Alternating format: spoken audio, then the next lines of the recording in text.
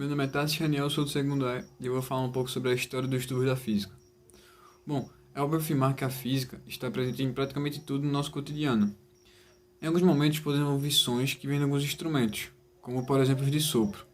Esses sons eles se parecem com tubos, que nas suas extremidades ou são abertos nos dois lados ou abertos de um lado e fechados do outro. As ondas de pressão produzidas nas extremidades ocorrem diante de um dispositivo chamado embocadura. O jato de ar que há dentro do tubo ele é dirigido contra a embocadura. Assim, eles vão afunilando e determinando a vibração que dá origem às ondas. Podemos ver na imagem abaixo que na extremidade da embocadura, a onda estacionária longitudinal forma apenas um vento e um nó na extremidade fechada. Nesse tipo de tubo, ou melhor dizendo em todos, há um aumento apenas no número de nós intermediários.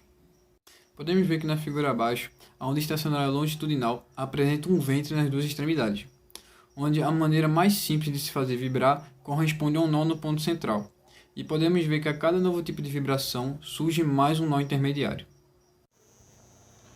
Bom dia, meu nome é Vitória Aparecida. Irei falar sobre o que é tubos sonoros na física. Assim, podemos dizer que um tubo sonoro é basicamente uma coluna de ar, onde são produzidas ondas estacionárias. Longitudinais, essas ondas são produzidas pela superposição de ondas de pressão que são geradas em uma extremidade com as ondas reflitas nas outras extremidades. As ondas de pressão produzidas numa extremidade ocorrem em razão de um dispositivo chamado embocadura. O jato de ar que há dentro do tubo é dirigido contra a embocadura. Assim, ele vai se afunilando, determinando a vibração que dá origem às ondas. Sou Janeiro Vitória do segundo E e irei falar sobre qual a diferença entre tubo aberto e tubo fechado. A diferença é que o tubo aberto apresenta as duas extremidades livres, tendo assim em cada extremidade um ventre. Já o tubo fechado apresenta uma extremidade aberta e a outra fechada, tendo assim na extremidade aberta um ventre e na extremidade fechada um nó. Bom dia, gente! Me chamo Silvânia, sou do segundo E e tô aqui para falar um pouco para vocês sobre os fenômenos sonoros, tá?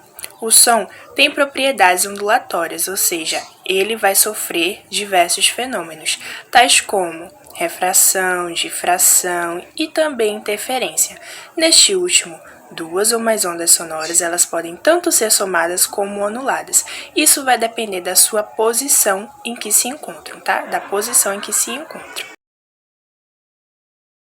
A vibração de determinados materiais é transmitida às moléculas de ar e transformadas em ondas sonoras. Tudo isso porque vai depender da variação de pressão, tá? Que faz com que o nosso tímpano vibre. As vibrações são transformadas em ondas sonoras, levadas até o nosso cérebro e lá codificadas. Fenômenos sofridos pelo som. Reflexão. Reflexão, eu vou citar o eco como exemplo, tá bom?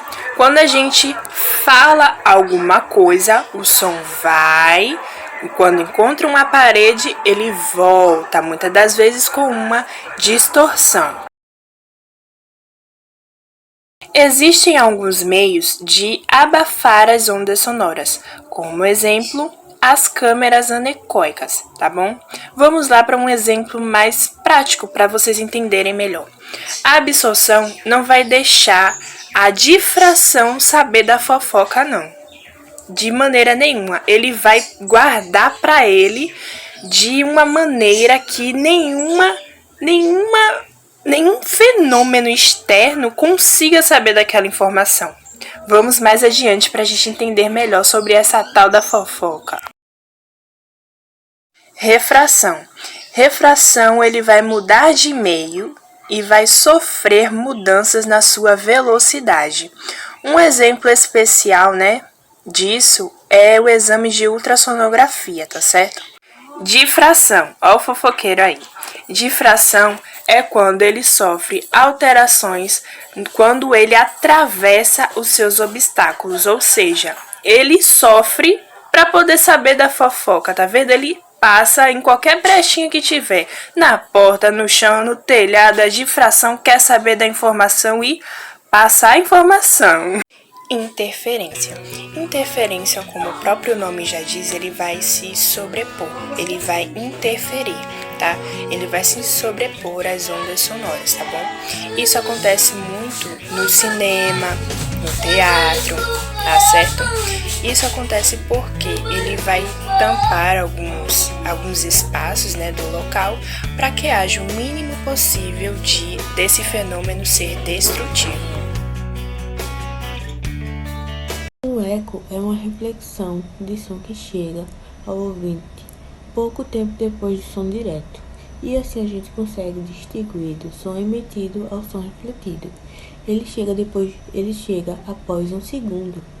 E um exemplo típico é o eco produzido no fundo de uma escadaria, ou um edifício, ou uma sala, pelas paredes. O eco verdadeiro é a única reflexão da fonte do som. A ressonância acústica é gerada quando uma fonte emite um som de frequência igual da frequência de vibração natural de um receptor.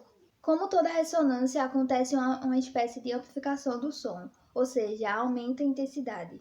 Por exemplo, eu vou citar os campeonatos de PCL, que significa nível de pressão sonora, onde os competidores eles usam carros preparados acusticamente para atingir alta intensidade sonora, e para obter melhores resultados eles usam a ressonância acústica. Bom dia, meu nome é Mikael e vou falar sobre o efeito Doppler. O que é o efeito Doppler?